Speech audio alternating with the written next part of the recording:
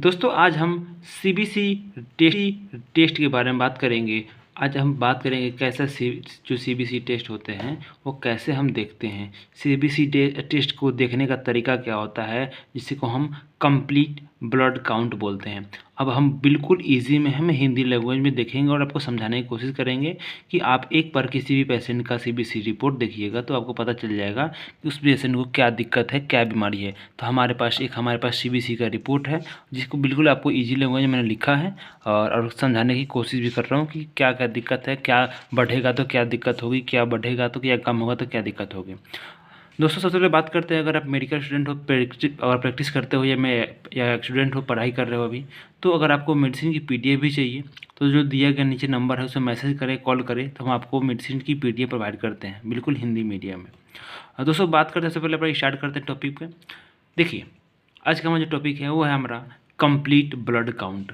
इसको हम सीबीसी बोलते हैं। देखिए सबसे पहले देखिए, हाँ इसमें तीन प्रकार में डिवाइड करते हैं। एक होता है हमारा हीमोग्लोबिन, डब्ल्यूबीसी, आरबीसी और प्लेटलेट्स, ये चार हो गया। देखिए तो देखिए हम यहाँ पर लिखा है, यहाँ पे देखिए सबसे पहले देखिए एरिथ्रोसाइट।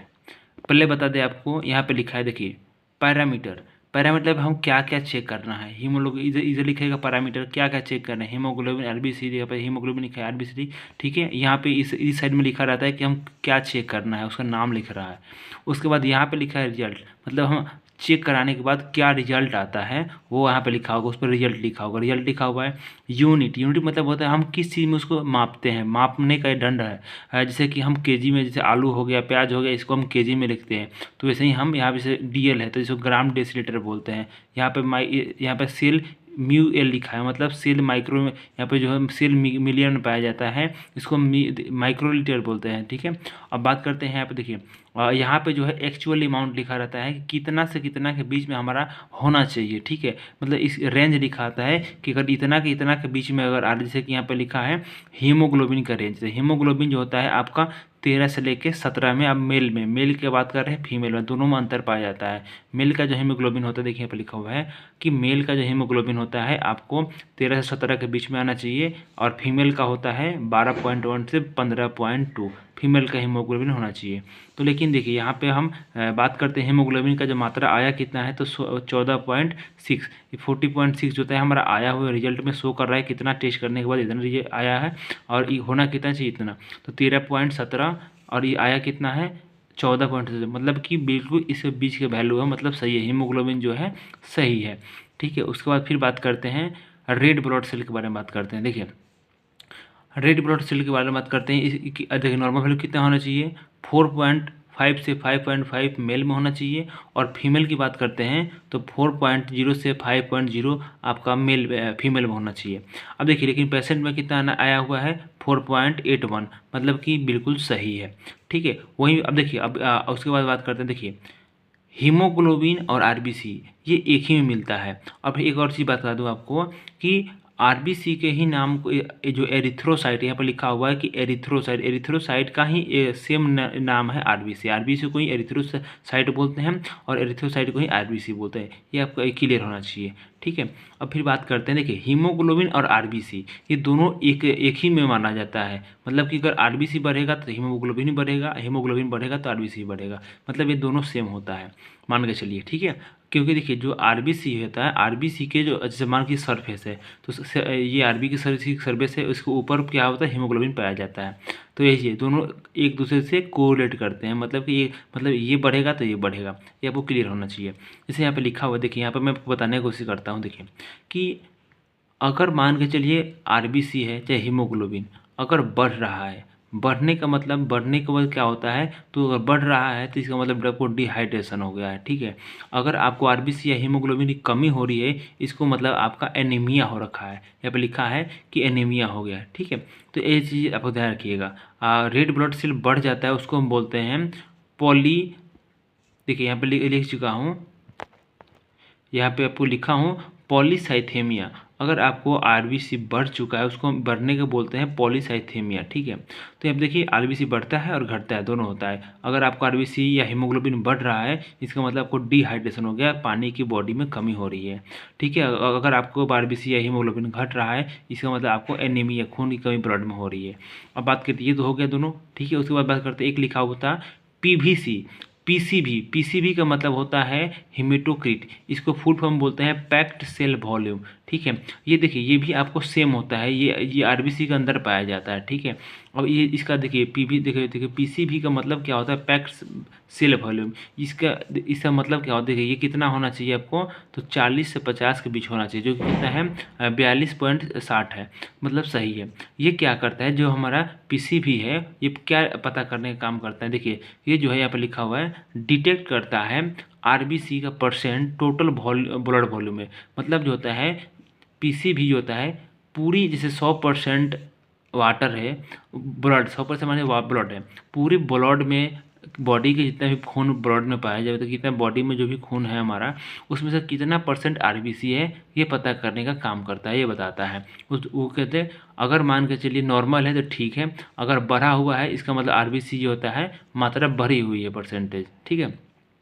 और वही बात करते हैं एमसीवी। एमसीवी का मतलब होता है देखिए, अगर एमसीवी इसको बोलते हैं, अगर बढ़ रहा है इसको बोलते हैं मैक्रोसाइट, अगर घट रहा है उसको बोलते हैं माइक्रोसाइट, ठीक है। अब देखिए ये क्या करता है, एमसीवी क्या पता करता है, अगर एमसीवी देखिए कितना होना चाहिए, इसका रेंज जो है आपको 83 से 1 से 1 होना चाहिए, तो 88.6 है, मतलब सही है।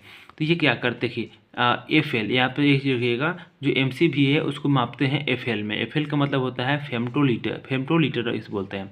अब देखिए डिटेक्ट करता है आरबीसी का आकार का साइज को पता करने का काम करता है। मतलब कि जो एम सी भी है ये अगर ये बढ़ा हुआ है इसका मतलब आरबीसी का जो आकार है वो आपके ब्लड में बढ़ा हुआ है, कम हुआ है मतलब कि घटा हुआ है, ये आरबीसी का आकार को पता करने का काम करता है, साइज पता करता है। वहीं फिर बात करते हैं एमसीएच। एमसीएच को बोलते हैं मेन जो होता है कार्पुस्कुलर हीमोग्लोबिन, ठीक है। इसको बोलते हैं मेन, देखिए यहाँ पे लिखते हैं, तो अब देखिए एम सी भी को पढ़ लिए, अब हम एम सी एच के बारे में देखेंगे, ठीक है। तो एम सी एच क्या करता है, ये आर बी सी के ऊपर कितना परसेंटेज हीमोग्लोबिन, एच बी का मतलब होता है हीमोग्लोबिन, मैंने शॉर्ट फॉर्म लिखा हुआ, ठीक है। कि आर बी सी के ऊपर, जैसे आपको फिर वही बताया था यहाँ पे कि आर बी सी के ऊपर पाया जाता है, आप आर बी सी के जो सतह होता है, लेयर होता है, उसी के ऊपर पाया जाता है हीमोग्लोबिन। तो इसका यही जाँच करता है एम सी एच जो होता है, क्या जाँच करता है कि आर बी सी के ऊपर कितना परसेंट हीमोग्लोबिन प्रेजेंट है, ये जांच करता है एमसीएच। ये देखिए इसको देखिए पे लिखा हुआ है कि अगर मान के चलिए एमसीएच बढ़ेगा, अगर एमसीएच बढ़ रहा है तो आपका मतलब आरबीसी का जो साइज है वो भी बढ़ रहा है। मतलब कि देखिए आरबीसी के ऊपर ही पाया जाता है हीमोग्लोबिन, ठीक है। तो अगर हमारा हीमोग्लोबिन का साइज बढ़ रहा है या आरबीसी का साइज बढ़ रहा है तो एकदम पक्का है कि आपको एमसीएच का साइज भी बढ़ेगा, ठीक है। तो ये जांच करता है, ठीक है, दोनों का। या एक और चीज़ बता रहा हूँ कि आरबीसी की साइज बढ़ता है तो हीमोग्लोबिन की भी साइज बढ़ता है, ये चीज़ कंफर्म होना चाहिए, क्योंकि हीमोग्लोबिन और आरबीसी एक सेम ही माना जाता है, एक दूसरे के साथ ही रहता है, ठीक है। ये बढ़ेगा तो ये भी बढ़ेगा, ये घटेगा तो ये भी घटेगा, ठीक है। तो इसी ध्यान रखिएगा। उसके बाद फिर बात करते हैं, एक और चीज़ है रेड सेल डिस्ट्रीब्यूशन विथ, देखो विथ सी बी, इसको बोलते हैं red cell distribution with C B, लिखा हुआ है यहाँ पर, ठीक है। अब देखिए यहाँ पे एक चीज़ और मैं बताने की कोशिश कर रहा हूँ आपको, क्या देखिए ये देखिए ये क्या डिटेक्ट करता है आरबीसी का आकार और संख्या में कितना परिवर्तन है।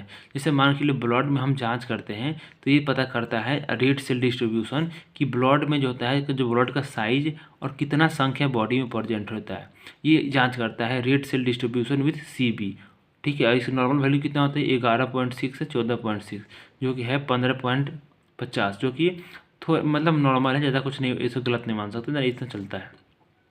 उसके बाद फिर बात करते हैं red cell distribution with S D. Red cell distribution with S D, इसका मतलब होता है क्या करते हैं, देखिए इसका जो होता है नॉर्मल जो रेंज होता है आपको 49 से 46 होता है, 49 से 46 होता है, ठीक है। जो कि नॉर्मल कितना है आपका 53.30, ये थोड़ा सा बढ़ा हुआ है।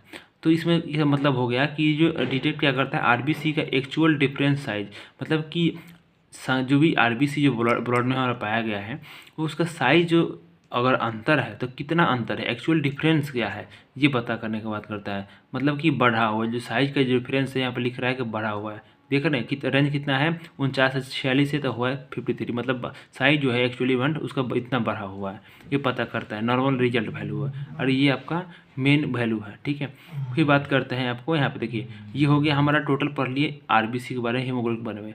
अब हम बात करते हैं आपको डब्ल्यूबीसी के बारे में बात करेंगे। तो यहाँ पे देखिए डब्ल्यूबीसी यहाँ पे लिखे हुए कि डब्ल्यूबीसी का जो एक और जो नाम होता है उसको बोलते हैं ल्यूकोसाइट। देखिए आरबीसी को हम बोलते थे एरिथ्रोसाइट, यहाँ पे लिखा हुआ है देखिए यहाँ पे आरबीसी का अदर जो नेम है वो है आपका एरिथ्रोसाइट। वहीं पे फिर बात करते हैं डब्ल्यूबीसी का अदर जो नेम है उसको बोलते हैं हम ल्यूकोसाइट। ठीक है, अभी बात करते देखिए ल्यूकोसाइट की बात करते हैं, ये क्या पता करता है। देखिए आरबीसी जो होता है हमारा ब्लड को में पता करता है। आरबीसी का मतलब होता है बॉडी में कितना ब्लड पाया जा रहा है, कितना हीमोग्लोबिन है, ये पता करता है आरबीसी। ठीक है, लेकिन डब्ल्यूबीसी ये पता करता है कि बॉडी में हमारे इन्फेक्शन तो नहीं है, ये जांच करने के लिए हमें पता करते हैं। तो यहाँ पे लिखा हुआ है ल्यूकोसाइट। देखिए ल्यूकोसाइट का मतलब होता है का अदर नाम है डब्ल्यूबीसी, ये इन्फेक्शन की जानकारी देता है। मतलब कि बॉडी में कोई इन्फेक्शन हुआ है ब्लड में तो वो कौन बताता है, आपका डब्ल्यूबीसी बताता है। अब देखिए एक चीज़ और बता रहा हूँ कि देखिए डब्ल्यूबीसी को टोटल ल्यूकोसाइट काउंट भी बोलते हैं। इसका जो नॉर्मल जो रेंज है आपका 11, देखिए 4 से 11 होता है, मतलब 4000 से 11000 आपको होता है आपका डब्ल्यूबीसी का एक बॉडी में प्रेजेंट होता है। देखिए 4000 से 11000 है पाया जाता है, लेकिन इसमें यहाँ पे 6000 है, मतलब कि बिल्कुल डब्ल्यूबीसी सही है, कोई ब्लड में इन्फेक्शन नहीं है।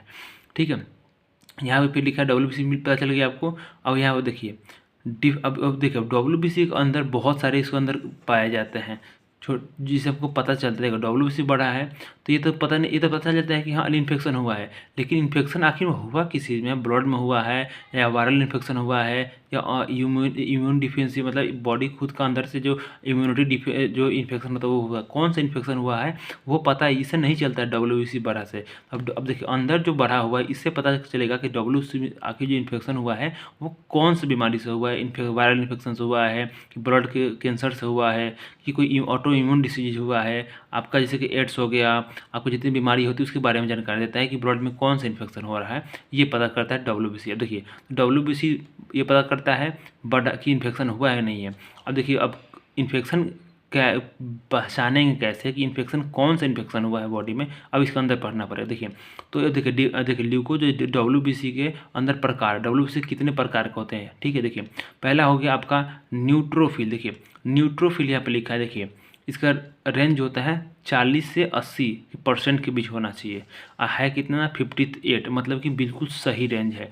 अब देखिए जो अगर न्यूट्रोफिल किसी पेशेंट को बढ़ा हुआ है ना तो उसको मान चलिए इन्फेक्शन हो गया है ब्लड में, उसको इन्फेक्शन हुआ है। ठीक है, अब अगर मान चलिए किसी पेशेंट का न्यूट्रोफिल जो बढ़ा हुआ है, इसको न्यूट्रोफिल अगर बढ़ा हुआ है इसको बोलते हैं हम न्यूट्रोफिलिया बोलते हैं। अगर न्यूट्रोफिल जो घटा हुआ इसको बोलते हैं न्यूट्रोपेनिया। ठीक है, अब ये आपको इन्फेक्शन का बताता है कि ब्लड में इन्फेक्शन हुआ है नहीं हुआ है। ठीक है, उसके बाद फिर बात करते हैं एक होता है लिम्फोसाइट। अब इसी में लिम्फोसाइट आप डब्ल्यूबीसी के अंदर ही बात करते हैं, टाइप्स के अंदर का प्रकार होता है। ठीक है, तो फिर बात करते हैं लिम्फोसाइट क्या होता है। लिम्फोसाइट जो होता है अगर बढ़ गया है तो उसको बोलते हैं लिम्फोसाइटोसिस, अगर लिम्फोसाइट घट गया उसको बोलते हैं लिम्फोसाइटोपेनिया। अब एक चीज़ बता रहे हैं, लिम्फोसाइट का जो नॉर्मल जो रेंज है आपको देख सकते हैं यहाँ पे लिखा है 20 से 40 का नॉर्मल रेंज होता है, लेकिन है कितना पेशेंट को 32.2, मतलब कि बिल्कुल सही रेंज है। आपको देखिए अब देखिए लिम्फोसाइट जो होता है क्या बताता है, ये आपको इन्फ्लामेशन बताता है। जैसे बॉडी में आपको कोई इन्फ्लामेशन हो रहा है, जैसे रेडनेस हो गया, मतलब बॉडी में कोई दिक्कत हो गया आपको, जैसे कि बॉडी में जैसे कि चेचक जैसे होता है, या तो रेडनेस हो गया है, स्वेलिंग बॉडी पे हो रहा है, कोई भी रेडनेस हो गया, दाग धब्बे हो रहे हैं, वो आपका इन्फेक्शन ये बताने का काम करता है। कौन सा, तो लिम्फोसाइट बढ़ा है, इसका मतलब आपको बॉडी पे कोई दिक्कत आपको हो रही है, स्किन पे प्रॉब्लम आ रही है, रेडनेस दिखा रहा है। ठीक है, ये बताता है। न्यूट्रोफिल इन्फेक्शन का बताता है ब्लड में, और देखिए लिम्फोसाइट बताता है इन्फ्लामेशन, जो रेडनेस बॉडी के ऊपर स्किन पे होता है वो बताने का काम करता है। अब एक और चीज़ होता है आपको यहाँ पर लिखा हुआ देखिए मोनोसाइट का मतलब होता है, ये क्या बताने का काम करता है, ये ऑटो इम्यून डिजीज। जैसे ऑटो इम्यून डिजीज इसे बोलते हैं कि बॉडी का जो सेल है खुद को पहचानता नहीं है, और बॉडी जो होता है अंदर खुद हमारा बीमारी क्रिएट करता है, अंदर से खुद क्या करता है, बीमारी को उत्पन्न करता है। ये बाहर से बीमारी से नहीं है, तो बॉडी हमारा खुद उत्पन्न करता है बीमारी, और अपने आप बॉडी को जो कोशिकाएँ होती है सेल को उसको खत्म करने का काम करता है। तो होता है मोनोसाइट डिजीज होता है। ठीक है, इसे हम ऑटो इम्यून डिजीज बोलते हैं। देखिए मोनोसाइट का जो नॉर्मल रेंज होता है देखिए 20 से 2 से लेकर 10% होना चाहिए, जो कि है आपका 5.50, मतलब कि अभी नॉर्मल है, ठीक है। अब यहाँ बात करते हैं, देखिए मोनोसाइट अगर बढ़ रहा है इसको बोलते हैं मोनोसाइटोसिस, घट रहा है इसको बोलते हैं मोनोसाइटोपेनिया। अब देखिए हो गया क्लियर, हो ये ऑटो इम्यून डिजीज को बताने का काम करता है, ठीक है। कि अब देखिए उसके बाद होता है इसिनोफिल। इसिनोफिल होता है जैसे ऐसा बीमारी होता है जैसे किसी पेशेंट को एलर्जिक रिएक्शन हो गया है, सांस रेस्पिरेटरी डिजीज हो रहा है, उसको अस्थमा के अगर संकेत बता रहा है, अस्थमा किसी पेशेंट को दिक्कत है, उसको इसिनोफिलिया जो तो बढ़ावा मिलता है। अगर देखो इसिनोफिल जो होता है अगर बढ़ा हुआ है इसको बोलते हैं इसिनोफिलिया बोलते हैं। अगर इसिनोफिल जो तो घटा हुआ इसे बोलते हैं इसिनोपेनिया बोलते हैं। अब देखिए इसका नॉर्मल जो रेंज होता है इसिनो जो है फिल का जो नॉर्मल रेंज होता है वो होता है 1 से लेकर 10 होना हो, 1 से 6। देखिए यहाँ पे 1 से 6 जो है आपका रेंज है आपका किसका, वो है आपका इसिनोफिल का। तो इसिनोफिल जो होता है यहाँ पे लिखा हुआ है, ये क्या करता है, अस्थमा पेशेंट को बताने का काम करता है। जैसे ऐसा कोई पेशेंट है जिसको अस्थमा का दिक्कत है, उसको इसिनोफिल जो होता है वो बढ़ा मिलेगा आपको, ठीक है। उसके बाद फिर बात करते हैं, एक होता है बिसोनोफिल।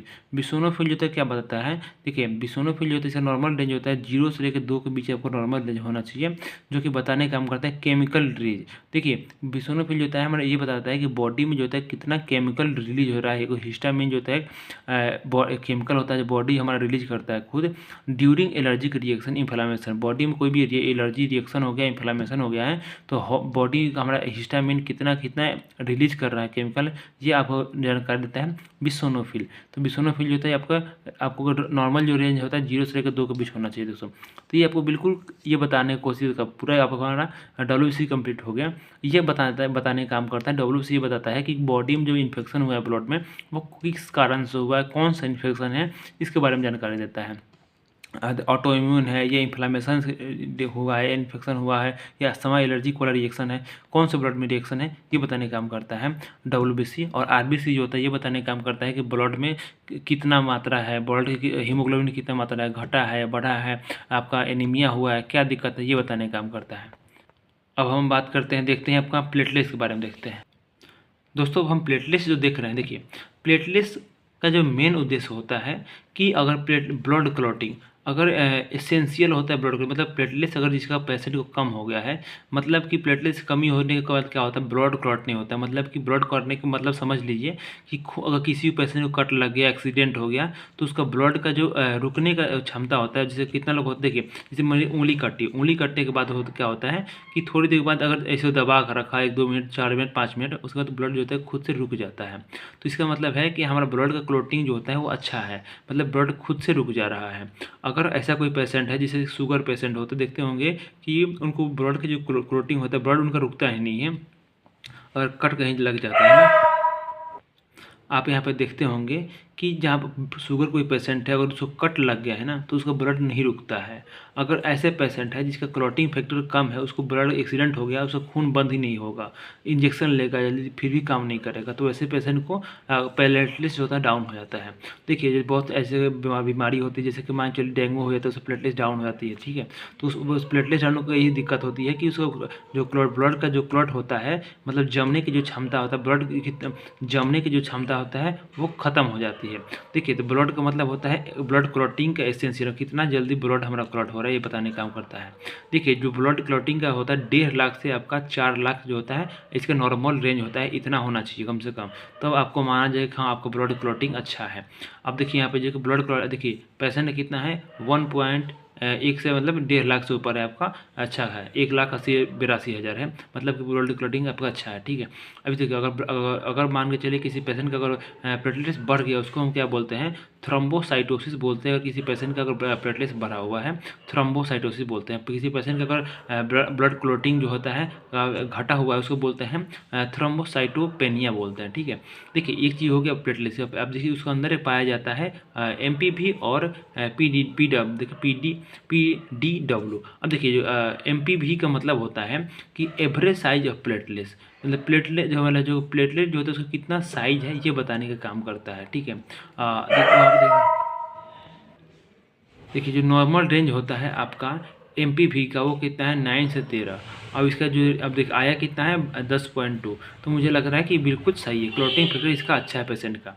दोस्तों मुझे लगता है देखिए ये हमारा पूरा यही रेंज रहा। मुझे लगता है दोस्तों आपको वीडियो काफ़ी अच्छी लगी होगी, तो अगर वीडियो आपकी अच्छी लगी तो प्लीज़ एक लाइक कर देना और चैनल पर नए सब्सक्राइब कर लीजिए। और आपको मेडिसिन की PDF चाहिए, मेडिकल स्टूडेंट हो, प्रैक्टिशनर हो, तो जो दिए गए नंबर पर जरूर मैसेज करें, कॉल करें, तो हम आपको मेडिसिन की PDF सारी प्रोवाइड करेंगे दोस्तों। तो दोस्तों मिलते हैं आपको नेक्स्ट वीडियो, धन्यवाद दोस्तों। एक प्लीज़ एक लाइक